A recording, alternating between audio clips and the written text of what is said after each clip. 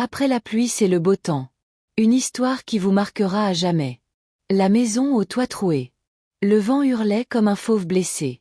Les branches d'acacia griffaient les vitres poussiéreuses de la petite maison, comme si elles voulaient entrer, fuir elles aussi la tempête. Il faisait nuit noire, mais une nuit qui brillait d'éclairs, trop nombreux, trop proches. Le tonnerre roulait au loin comme un tambour de guerre. La saison des pluies était arrivée sans prévenir. Dans cette maison de banco, au toit fait de tôle rouillée, la pluie ne tombait pas seulement sur le toit. Elle tombait dans la maison. Les gouttes passaient à travers les trous, glissaient le long des murs, coulaient jusqu'au coin sombre de la pièce. Le sol, en terre battue, se transformait en boue silencieuse. La lumière de la bougie tremblait, menacée à chaque seconde par le souffle humide du vent. Au centre de la pièce, une fille. Elle s'appelait Fatou. Elle avait 16 ans. Mais dans ses yeux, il y avait au moins 20 hivers. Assise contre le mur, les genoux repliés, elle gardait ses 2 petits frères dans ses bras, emmitouflés dans une vieille couverture déchirée. Le plus petit, Samba, avait à peine 2 ans. Il tremblait. Le second, Aliou, dormait à moitié, ses paupières lourdes, ses joues creuses. Ils ne portaient qu'un short chacun, et leurs petits pieds sales dépassaient de la couverture. Fatou avait les bras engourdis, le dos froid, les yeux secs. Elle ne pleurait plus. Elle avait passé ce stade. Autrefois, il y avait une mère dans cette maison. Une mère forte, belle, douce. Elle s'appelait Mariama. Elle chantait pendant qu'elle pilait le mil. Elle riait fort. Elle appelait Fatou « ma petite lionne ». Elle disait « Si un jour je pars, tu seras mes bras, tu seras mon cœur ». Puis la maladie l'a emportée. Une fièvre étrange. Trop rapide, trop silencieuse. Les voisins disaient « Elle a été ensorcelée ». Le poste de santé disait « C'est une infection ». Dieu seul savait. Et Dieu l'avait rappelé. Depuis ce jour, Fatou n'était plus une enfant. Le père, lui, avait pris le car pour Dakar. Il disait qu'il allait chercher du travail. Il a promis de revenir. Il a promis d'envoyer de l'argent. 3 mois plus tard, il n'y avait ni argent, ni nouvelles, ni père. Juste Fatou. Fatou, et la pluie. Cette nuit-là, dans le vacarme de l'orage, elle ne pensait plus. Elle surveillait les seaux qu'elle avait placés aux endroits où l'eau tombait le plus fort. Il y en avait 6. Elle en avait volé un chez le voisin. 2 autres venaient de la mosquée. Elle les vidait dès qu'ils étaient pleins, les mains gelées, les pieds nus. Puis elle revenait se glisser entre ses frères. Un éclair déchira le ciel. Un bruit sourd secoua le village. Aliou sursauta dans son sommeil. Samba pleura doucement. Fatou les serra plus fort. Et alors, elle ferma les yeux. Elle se mit à imaginer. À rêver. Elle imagina un lit sec, des draps blancs. Une lumière chaude. Du pain frais. Des habits propres. Une salle de classe. Un cahier neuf. Un professeur qui l'appelait par son nom. Elle imagina un monde où elle n'aurait plus à grandir si vite. Puis elle rouvrit les yeux. Non. Elle n'avait pas le droit de rêver maintenant. Pas quand ses frères avaient faim. Pas quand la pluie continuait de gifler le toit. Pas quand la nuit voulait les avaler tout entiers. Ce soir-là, Fatou ne dormit pas. Elle garda les yeux ouverts jusqu'au premier chant du coq. Quand le jour se leva, le ciel était encore gris. Le vent avait laissé les feuilles éparpillées partout dans la cour. Le sol était spongieux. Mais la pluie s'était arrêtée. Elle se leva, prit les seaux, sortit, vida l'eau sale dans le jardin. Elle attacha ses cheveux. Noua son pagne. Prépara la bouillie avec les dernières miettes de mil. Puis elle posa un regard sur ses frères endormis. Et sans prononcer un mot, elle murmura dans sa tête. « Tant que je respire, vous ne manquerez de rien. » Ce fut sa promesse. Et une promesse faite au creux de la pluie peut devenir un soleil pour toute une vie. Le cri silencieux. Le ciel s'était enfin tu. Les nuages, fatigués d'avoir pleuré, s'étaient retirés lentement, comme des bêtes vaincues. Le sol, lui, portait encore les traces du combat. Des flaques, des feuilles mortes, des brindilles arrachées. La cour de la maison ressemblait à une arène après une guerre silencieuse. Et Fatou. Fatou était toujours là, debout, droite, vivante. Mais être vivant, ce n'est pas toujours être en paix. Ce matin-là, comme les autres, elle s'était levée sans alarme, sans réveil. C'est la faim qui la réveillait. La peur. Le devoir. L'amour. Tout cela à la fois. Elle avait préparé un peu de bouillie pour ses frères, les avait lavés avec l'eau du puits, les avait habillés comme elle pouvait. Un t-shirt trop grand pour l'un, une chemise à moitié trouée pour l'autre. Elle les avait confiés à la vieille voisine, Mame Kumba, en échange d'un petit service. Balayer sa cour, piler un peu de mil. Puis elle avait marché, pieds nus, jusqu'au champ de manioc. Puis au puits. Puis au marché, pour vendre quelques feuilles de bissap. Puis, elle était rentrée. Toujours sans un mot. Toujours avec ce regard calme, presque vide, comme une mer sans vent. Mais ce jour-là, au moment d'entrer dans la maison, elle s'est arrêtée. Un silence étrange flottait. Trop profond. Trop lourd. Le genre de silence qui cache quelque chose. Elle posa ses seaux. Fit 3 pas vers le seuil. Puis, rebroussa chemin. Elle ne pouvait pas. Pas tout de suite. Elle longea le mur, marcha lentement vers l'arrière de la maison. Là où personne ne la voyait. Là où elle allait parfois quand le monde devenait trop grand, trop dur. Et là, elle s'est accroupie. Elle a posé ses mains sur sa tête. Ses coudes sur ses genoux. Et elle a ouvert la bouche, pour crier. Mais rien ne sortit. Pas un son. Rien. Seulement un souffle. Une douleur. Un vide. C'était un cri sans voix. Un cri que personne n'entendrait jamais. Un cri que seul Dieu pouvait écouter. Ce moment dura peut-être 1 minute. Peut-être 1 heure. Le temps s'était arrêté. Fatou pleurait sans pleurer. Elle criait sans crier. Elle hurlait sans un bruit. Ce n'était pas une faiblesse. C'était un trop-plein. Un trop-plein de fatigue. Un trop-plein de responsabilité. Un trop-plein de silence avalé, de peur retenue, de rêves brisés avant même d'être rêvés. Puis, elle a essuyé ses joues avec le revers de son pagne. Elle s'est levée. Elle s'est recoiffée rapidement. Elle a pris une grande inspiration. Et elle est retournée vers la maison. Ses frères l'attendaient, heureux, insouciants, riant pour un rien. Elle a souri. Un vrai sourire. Pas parce qu'elle allait mieux. Mais parce qu'ils avaient besoin de ce sourire pour croire que tout allait bien. Et parfois, sourire est un acte de guerre. Ce soir-là, en les bordant, elle s'est dit. Je ne suis peut-être qu'une fille. Mais tant que mes pieds toucheront la terre, je tiendrai debout. Et dans ce silence de la nuit, un ange a sans doute inscrit cette phrase quelque part dans le ciel, à côté d'une étoile qui brillera pour elle, jusqu'à la fin du monde.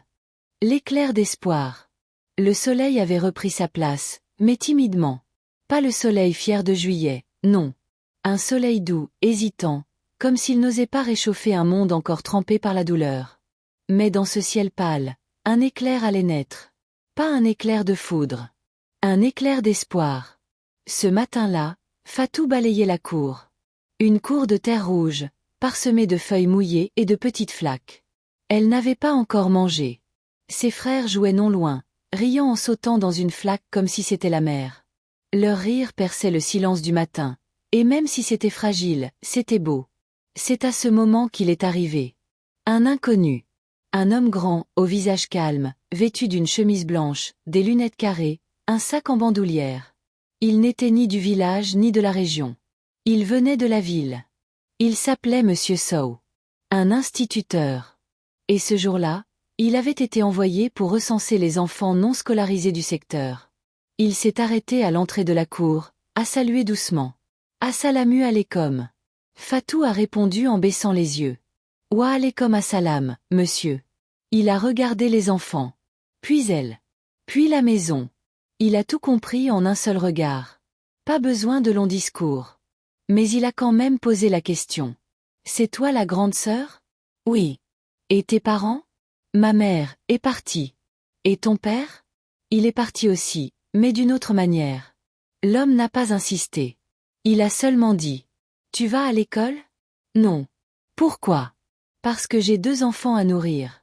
Ce ne sont pas tes enfants. Quand on est seul, monsieur, on devient tout à la fois. Ce silence-là, après sa réponse, pesait plus lourd que les nuages de la veille. L'homme a croisé les bras.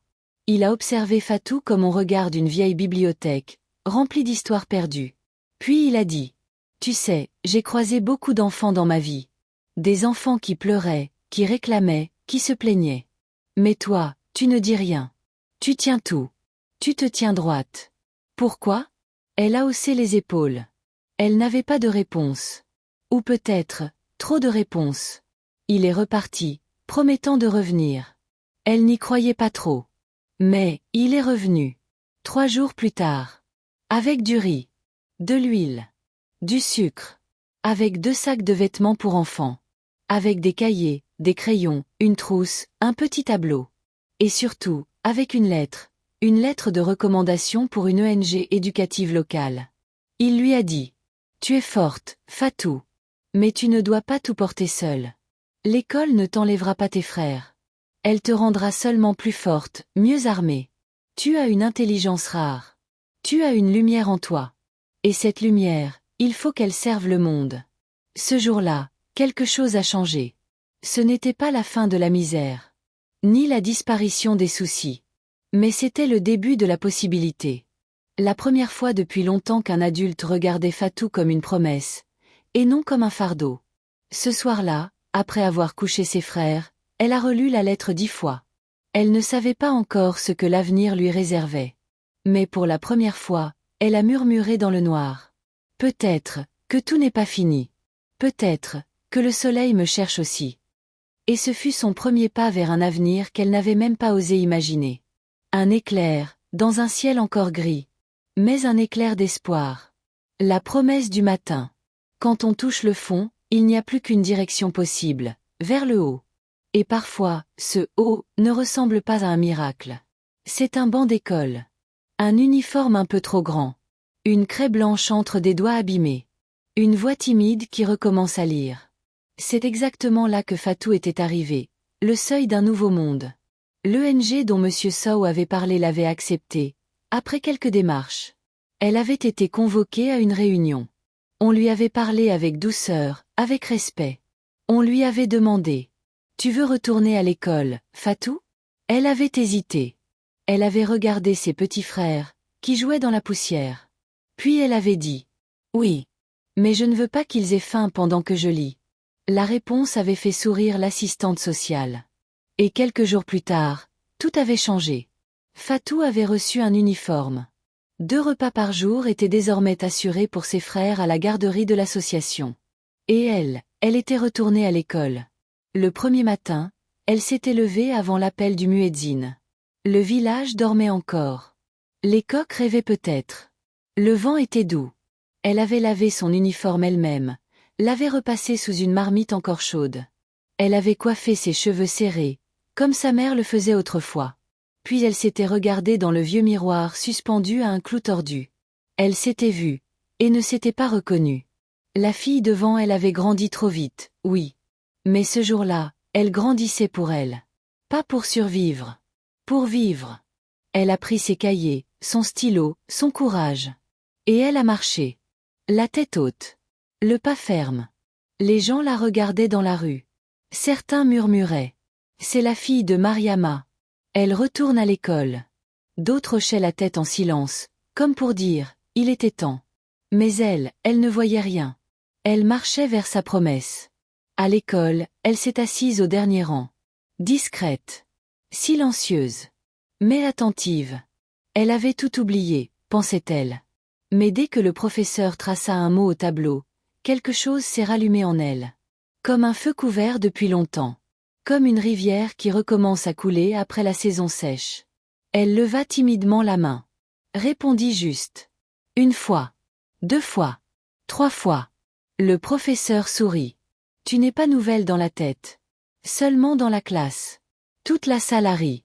Et elle aussi, pour la première fois, a souri sans se forcer. À la fin de la journée, elle a couru chercher ses frères. Ils l'ont entourée comme si elle revenait d'un autre continent. Samba lui a tendu une feuille qu'il avait coloriée. Aliou lui a récité l'alphabet jusqu'à Z, ou presque. Elle les a serrés dans ses bras. Et là, dans ce moment tout simple, tout chaud, elle s'est fait une promesse. Je ne lâcherai plus. Je ne reculerai plus. Je vais apprendre. Grandir. Réussir. Et un jour, c'est moi qui changerai la pluie en soleil. Cette promesse, elle l'a répétée chaque matin. En balayant la cour. En lavant les habits. En étudiant à la lumière d'une bougie. En luttant contre le sommeil pour finir un devoir. Chaque matin. Chaque jour. Chaque pas. car elle savait désormais que chaque lever de soleil est une invitation. Et que même s'il y a des nuages, elle était née pour briller. La pluie qui fait grandir. Il y a des enfants qui grandissent avec des jouets. D'autres avec des larmes.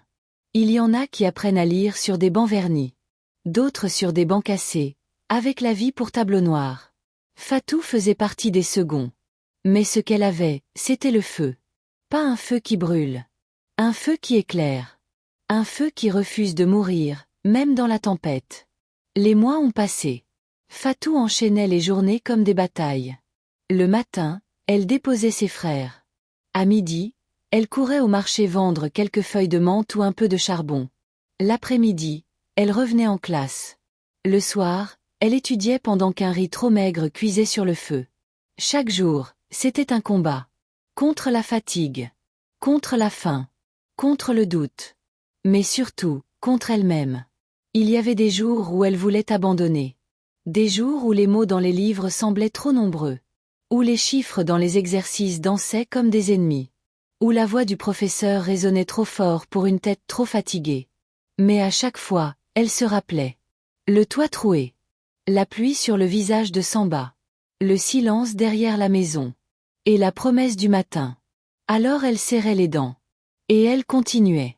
Un jour, elle est rentrée de l'école avec une note de 19/20 en dictée. C'était la première fois que quelqu'un applaudissait pour elle. Elle n'a rien dit à personne. Mais ce soir-là, après avoir bordé ses frères, elle a ouvert son cahier, relu sa dictée, et a souri doucement. Elle s'est parlé à elle-même, comme pour graver ses mots dans sa chair. Tu vois, Fatou? Tu y arrives. Tu n'es pas seulement une fille forte. Tu es une fille brillante. Puis il y eut un autre jour. Un jour de pluie. Pas une pluie violente. Une pluie fine, lente, presque douce. Une pluie qui ressemblait à celle de cette nuit-là. Sauf que maintenant, elle ne tombait plus sur elle. Elle tombait autour d'elle. Et pour la première fois depuis longtemps, elle a levé les yeux vers le ciel. Les gouttes glissaient sur son visage comme des bénédictions. Et elle a compris. Ce n'était pas la pluie qui l'avait détruite. C'était elle qui l'avait fait grandir. La pluie lui avait appris la patience. La douleur lui avait donné la force. La solitude lui avait enseigné l'autonomie. Le silence lui avait enseigné l'écoute. Et chaque goutte avait planté en elle une graine de lumière. Alors elle a fait ce que personne n'aurait osé imaginer. Elle s'est mise à danser. Oui, danser. Là, sous la pluie. Seule. Dans sa cour de terre battue. Pas pour fuir. Mais pour dire. Merci, pluie. Merci, épreuve. C'est grâce à vous que je suis devenue un arbre. Elle ne le savait pas encore, mais ce moment allait rester gravé dans sa mémoire. Pas comme une folie, mais comme un rituel. Une renaissance. Car ce jour-là, Fatou n'était plus seulement une élève. Elle était une femme en devenir. Une lumière qui refusait de s'éteindre. Une force née dans l'ombre. Une promesse vivante que les pluies du passé peuvent devenir les racines de demain. Le beau temps, ce n'est pas le soleil. Le temps avait passé. 3 ans, exactement. 3 ans de lutte, d'études, de nuits blanches et de matins trop tôt. 3 ans de riz sans sauce, de cahiers déchirés, de chaussures trop petites. 3 ans d'amour discret, d'efforts silencieux, de foi têtue. Et puis, un matin, les résultats du baccalauréat sont tombés. Fatou était assise sous un arbre, un manguier. Ce même arbre qui, des années plus tôt, avait vu passer le cercueil de sa mère. Ce même arbre qui avait vu pleurer une petite fille devenue femme. Le téléphone a sonné. Un ami de l'école. Une voix tremblante. Fatou, t'es première. Mention très bien. Tu as tout explosé. Elle n'a pas répondu. Elle est restée là. Muette. Le cœur figé. Les larmes au bord, mais pas les mêmes larmes qu'avant. Des larmes qui réparent. Quelques heures plus tard, tout le village était au courant. Les journaux locaux parlaient de cette fille orpheline qui avait brillamment réussi son bac. Les radios l'évoquaient. Les enseignants disaient son nom avec fierté. On lui proposait une bourse d'excellence. Les caméras voulaient filmer son sourire. Mais elle restait humble. Silencieuse. Présente. Elle a simplement dit. Je n'ai pas réussi seule. Dieu m'a portée. La pluie m'a forgée. Ce n'est pas moi qu'il faut applaudir. Mais toutes celles qu'on oublie. Elle est partie à Dakar. Première fois qu'elle quittait son village. Elle a pris le car avec une petite valise et une promesse dans le cœur. À l'université, elle a choisi médecine. Pas pour l'argent. Pas pour la reconnaissance. Mais parce qu'elle avait vu sa mère mourir sans soin. Parce qu'elle savait ce que c'était que de se débrouiller avec un foulard et de l'eau chaude. Parce qu'elle voulait être la réponse à une question que personne n'osait poser. Elle a étudié dur. Encore. Toujours. Mais cette fois, avec des livres complets, un lit propre, une lampe électrique. Elle avait toujours faim, mais de savoir.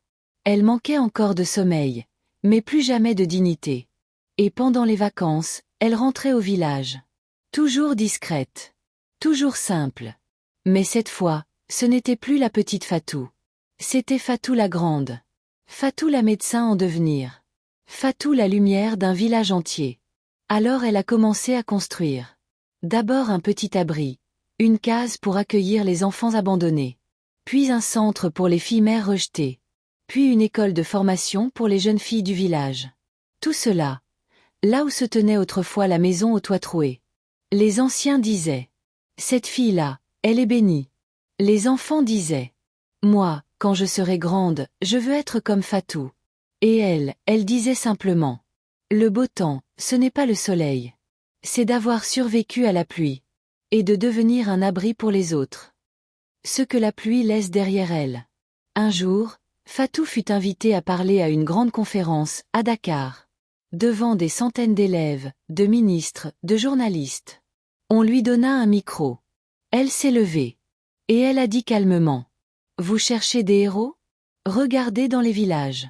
Regardez les enfants qui marchent pieds nus vers l'école. Regardez les filles qui étudient à la lueur d'une bougie. Le vrai beau temps. Ce n'est pas quand le soleil brille. C'est quand une âme résiste. Quand elle transforme la pluie en leçon. Quand elle devient, malgré tout, une lumière. Et dans la salle, personne n'a osé applaudir tout de suite. Parce qu'il y a des silences qui valent plus que tous les tonnerres du monde. Quand la pluie devient lumière. Des années ont passé. Le village a changé. Il y a maintenant une école moderne, peinte en jaune doux. Un dispensaire avec une salle d'accouchement propre. Un centre d'accueil pour les filles seules. Des champs mieux irrigués. Des enfants en uniforme. Et sur le mur d'entrée, peint en grandes lettres. Le beau temps, ce n'est pas le soleil. C'est l'espoir en action. Tout cela, c'est Fatou. Pas seule, non. Mais initiée. Inspiratrice. Instigatrice. Elle marche encore dans les ruelles de son village, sans garde du corps, sans caméra. Les anciens la saluent avec respect. Les enfants courent vers elle en criant. Tante Fatou. Mais elle ne cherche ni honneur, ni statut, ni cérémonie. Elle cherche des graines. Des graines de courage, chez chaque fille timide. Des graines de confiance, chez chaque enfant sans père. Des graines de foi, chez ceux qui pensent qu'il est trop tard. Et parfois, quand elle est seule, elle retourne derrière l'ancienne maison. Là où, un jour, elle avait crié sans un son. Elle s'assied. Elle ferme les yeux. Et elle sourit. Parce qu'elle sait. Elle sait que ce cri silencieux a été entendu. Qu'il a traversé les nuages. Et que Dieu, au lieu de répondre tout de suite, a planté la pluie. Et cette pluie l'a fait grandir. Cette pluie l'a fortifiée. Cette pluie l'a transformée. Après la pluie, le beau temps. Mais parfois, le beau temps, c'est toi qui le deviens. Merci d'avoir écouté mon histoire. Abonnez-vous. Laissez un like si ça vous a touché.